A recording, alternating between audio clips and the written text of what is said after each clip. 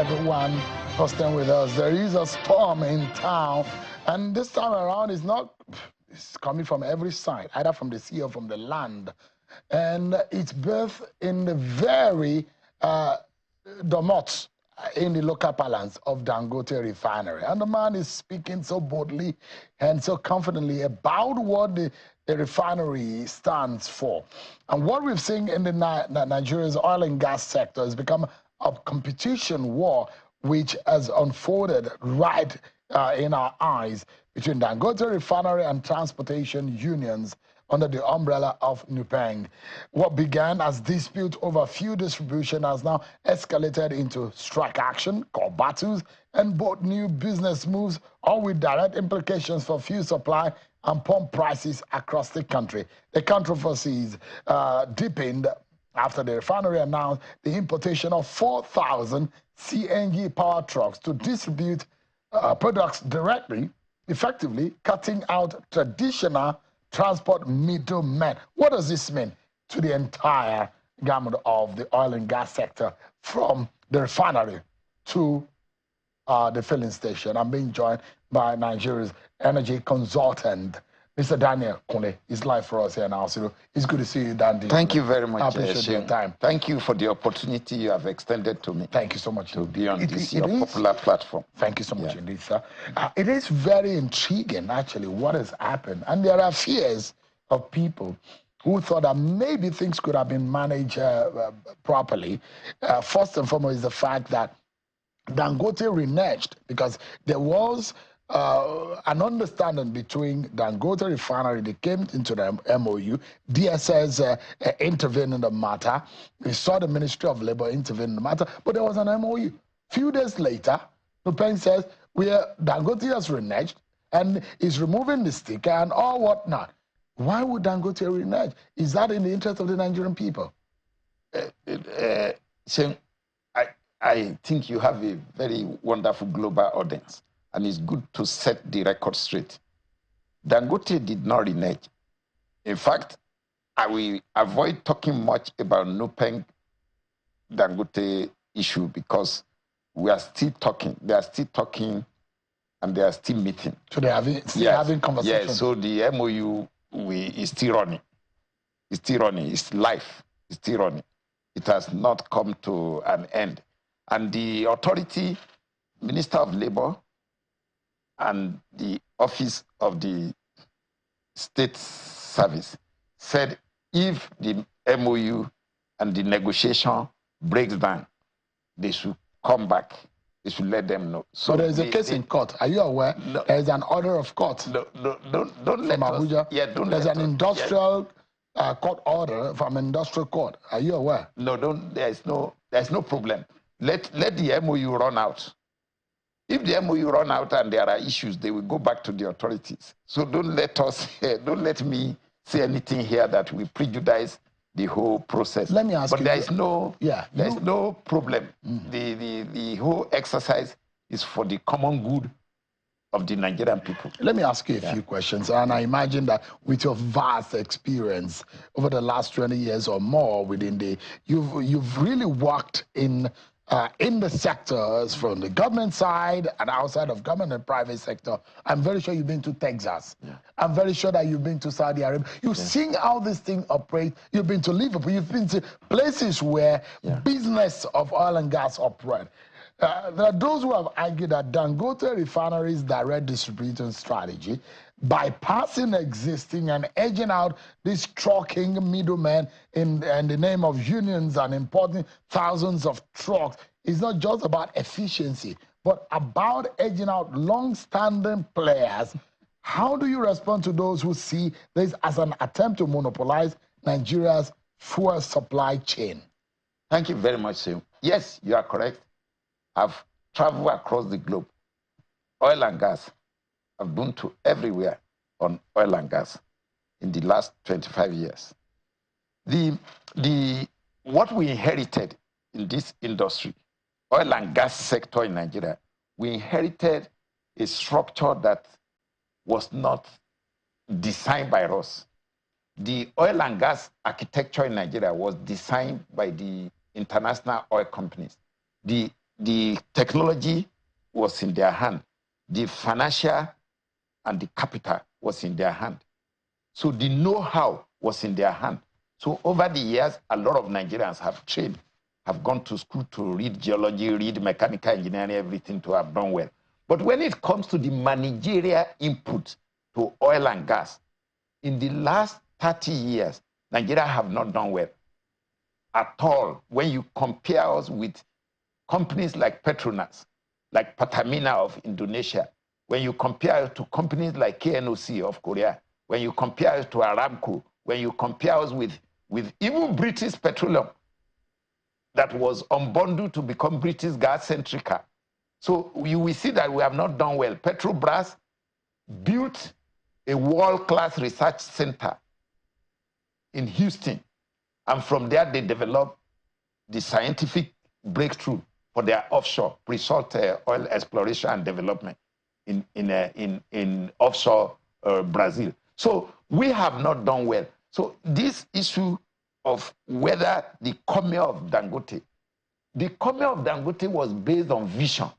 He looked at the entire landscape of the oil and gas industry, and he saw that this place was a jungle.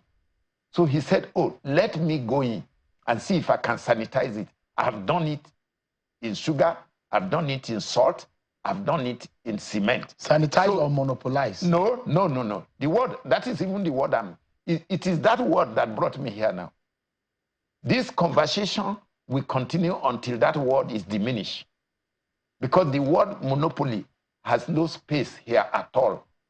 You people are squeezing it in, and it has no space. Because he brought in capacity, scale, and efficiency into an industry that was very battered. An industry that has become a cartel. An industry that was running inefficiently, gross inefficiency with all the misbehaviors in it.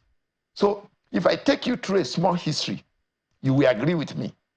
When they were building all these tank farms in Apapa and Tinkan, 2006, 2007, there was a helicopter view ride by the then MD of Nigerian Port Authority, and I think the then Minister of Petroleum, I think Dr. Chief Dakoro, His Royal Highness now, that look, these tank farms were going to become a problem in that corridor because there were too many. If there's one fire outbreak, because the spirit that time was just everybody want to import products and store.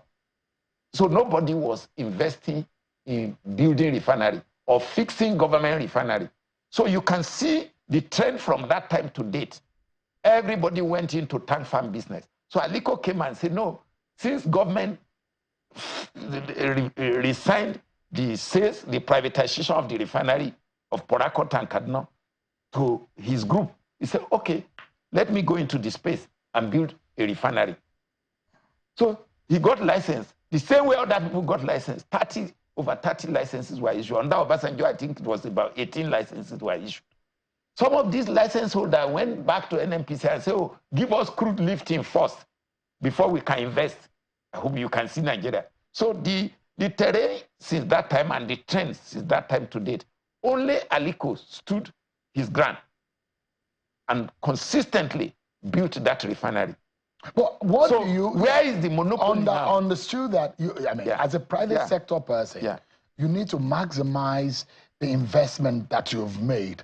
But it seems that it's stepping on toes. It seems that industry players are not happy in the manner in which he's playing. It does look to me that industry players think that this man, just like he did in sugar, just like he did in flour, just like he did in salt, just like he did in cement, he has come to overwhelm the system.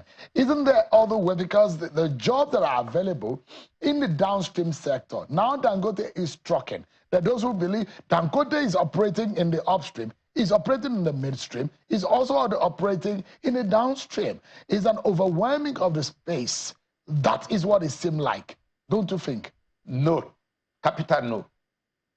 Dr. Shin, let me clear one thing. It is natural for us to resist change. What you don't study in Harvard, I've not been to Harvard.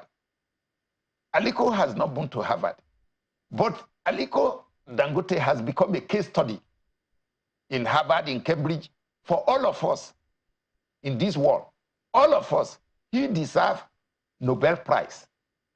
I tell you, after Wole Soyinka in this country, maybe we should give it to people like General Gowon, President Obasanjo, because of what they have achieved, like the President Tinubu, what they have achieved politically.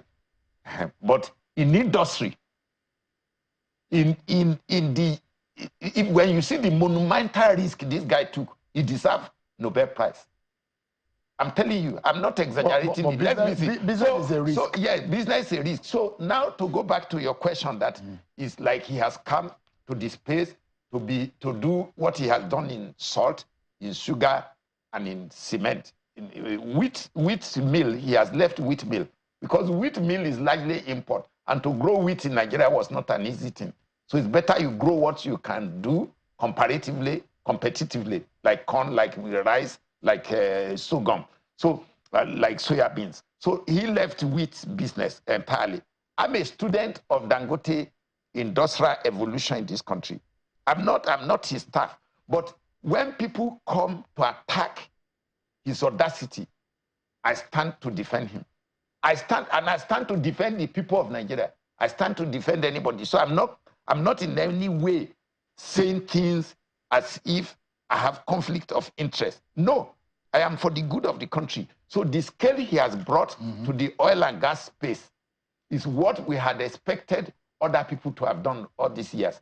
But they refuse to do that. But I will tell you one thing, Seun. When I was privileged to be part of the privatization process from 2003 to 2007, before I went to work in the Ministry of Energy Gas to participate in the development of the gas master plan for this country.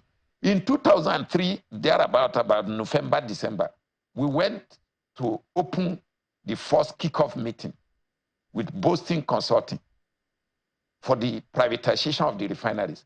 And the international oil companies that were present, some of them whispered to us and say, why don't you go and build more modern, efficient receiving terminals in your ports? Receiving terminals, that is intake terminals, for us to import petroleum product efficiently. And some of them, because I don't want to mention the name of those international oil companies, some of them say, oh, look, it's cheaper for you to import because your refineries will never work. So that we should go and build world-class port facilities to be receiving product. And one of them particularly said, oh, we are the largest buyer of your crude. And we are also one of the leading supplier of product to you. As of 2003, November, December, we were in a meeting in London. So from all this background, when some of us are talking with passion, it's because we have seen it. Unfortunately, President Tinubu cannot be informed of all these things unless some of us have the privilege of sitting with him. So these things are historical. Yes, sir. Yeah. Like, why didn't Dangote lay pipes as done in other climes, and as it was even done before now, rather than trucking across the road? Thank you very much. And you know that trucking is less safe. Yes, so let me give you a good analysis of what has happened. There's a company called PPMC, Petroleum Product Marketing Company, owned by NNPC. They have unbundled it to two now. They divided it to two, which is another nonsense they have done in NNPC during the tenure of Mele. There's a company called NGC, which they also unbundled to two.